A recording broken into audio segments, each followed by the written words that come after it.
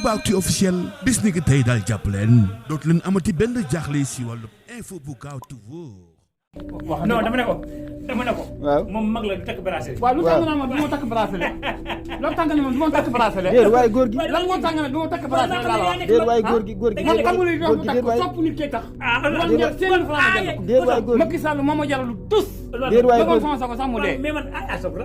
dogal sama sago sax mu dee. wallaay man Macky Sall bëgguma ko. Ousmane Sonko man bu ne woon wooteel leen xaj bee sama ànd ak xaj bi wooteel ko. déet waaye sama waay. billahi wallahi talaay. billahi wallahi talaay.